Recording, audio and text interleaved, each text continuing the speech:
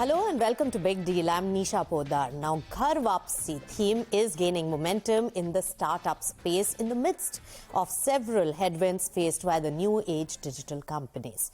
Now, Ghar Wapsi is essentially domiciling back to India those startups which are founded by the Indians operating in Indian market presently but incorporated overseas. So the economic survey this year had also paid cognizance to the onshore Indian innovation aspect with the concerted effort by the Indian government as well as the regulatory agencies.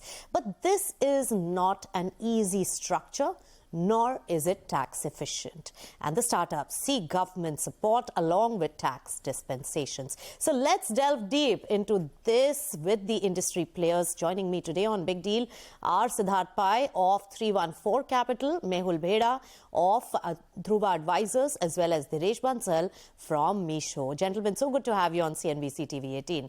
Diresh, beginning with you. Your company is amongst the many aspirants looking for a reverse flipping.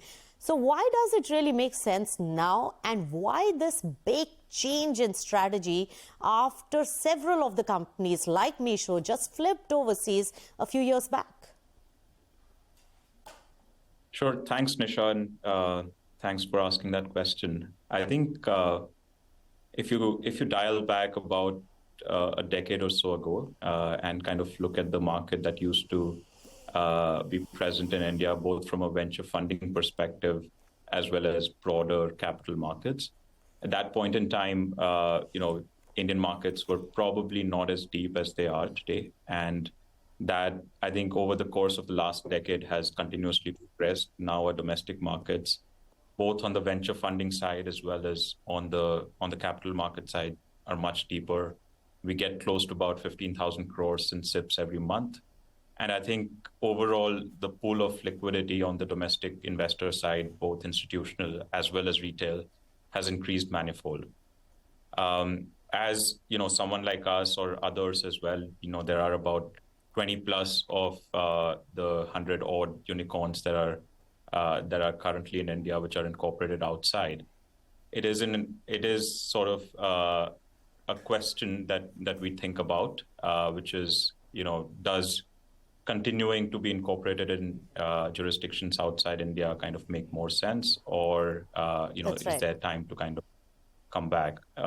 We feel now with the depth of the markets in India, what the capital markets can offer, the level of understanding of the domestic institutional investors, it is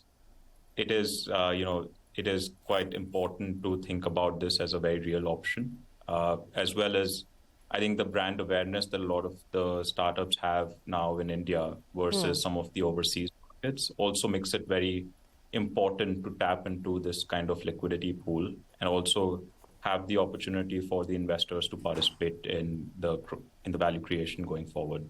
Right. So, Diresh, I would only say that, it's a chicken and egg story when it comes to the Indian market, depth as well as acceptance of the digital companies.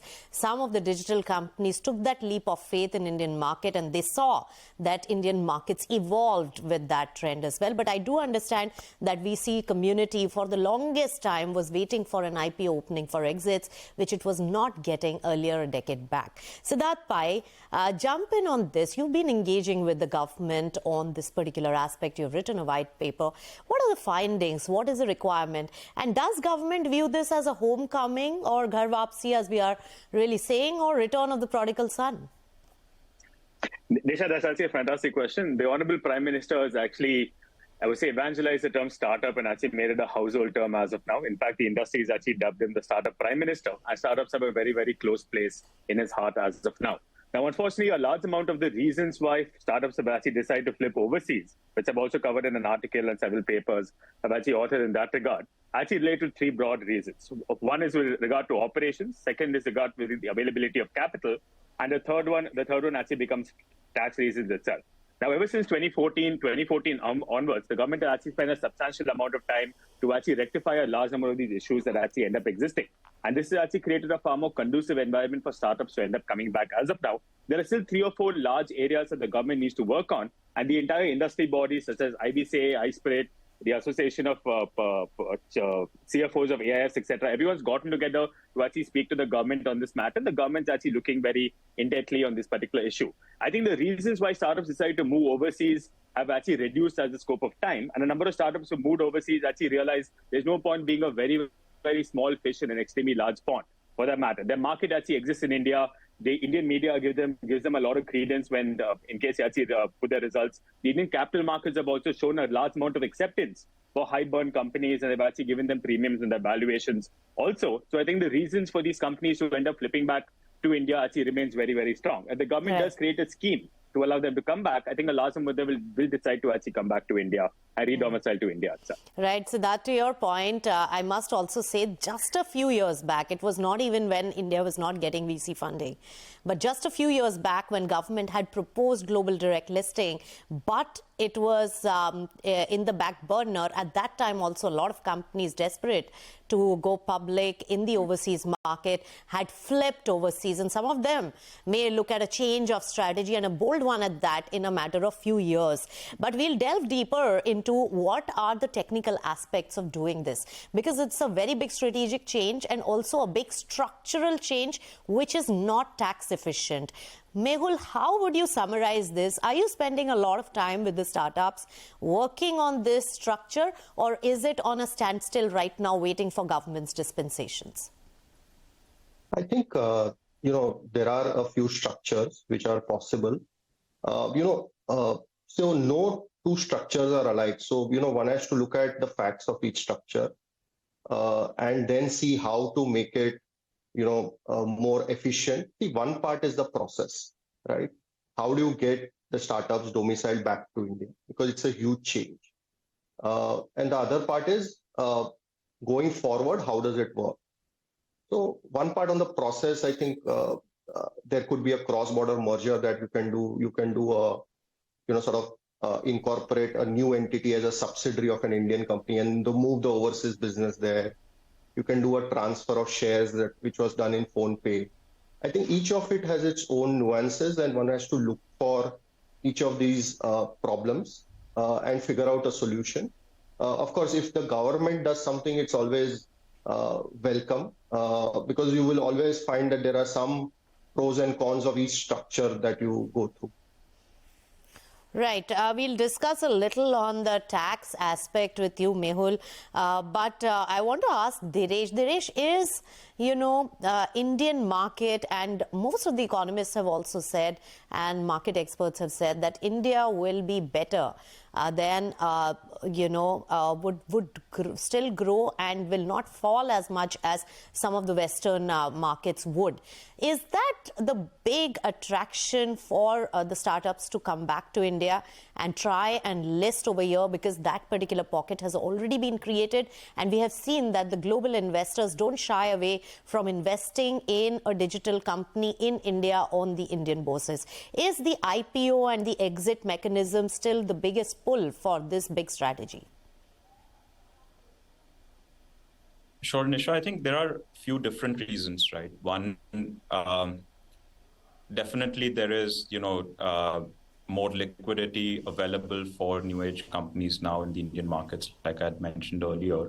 But also, I think the whole fact around brand awareness, because let's say right now the market is such that Western markets might be somewhat kind of more negative than the Indian markets, but those situations kind of ebb and flow. So I think it is also about what is the natural destination for a company which has most of its operations in India, most of its assets, employees, everything in India, and the broader resonance of their kind of business is higher in the Indian markets. And that's, it is that which kind of makes someone like us or others as well to kind of think about India as a potential listing venue eventually.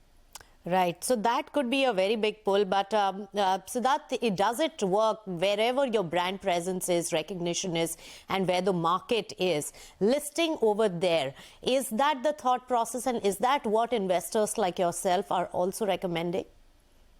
100%, Nisha. I think it's very, very important for a company to actually be very close to its customers and to actually build the brand equity much closer to where the customers are, as opposed to choosing a domicile that's actually far divorced from their entire market, their customer base, their team, and everything that's there as of now.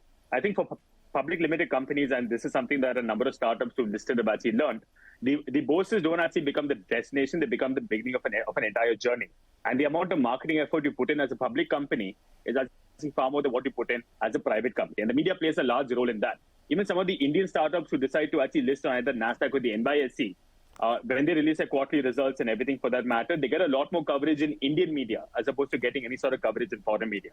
Just to put into perspective, the quarterly profits of Google or Alphabet is actually $50 billion a quarter.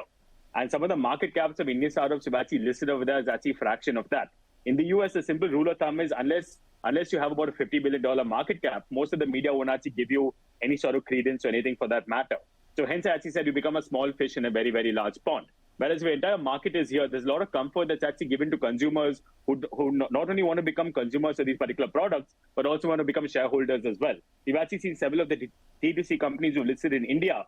The greatest pull that they actually had from the entire retail population was because they were actually users of those products and hence they want to become shareholders as well. That is a very important calculus that actually goes in, and a number of investors are aware of that, and they're actually encouraging their companies to start looking at this in terms of their exit plans and their IPO plans as well to make sure they can capitalize upon that. So what I gauge is a mix of the aspirational young entrepreneurs who want to make a name and not getting overshadowed in the US market. But I would say that the investors and the market had a lot to do because they thought that the valuations overseas was much higher, and now the Indian market is looking equally good if the valuations are put right, though the domestic institutional investors are quite critical about the valuation dynamics of the digital space. But we'll discuss more because on this subject, because Gift City, can that really see the tax-free transfer of some of the fintech companies in the startup space?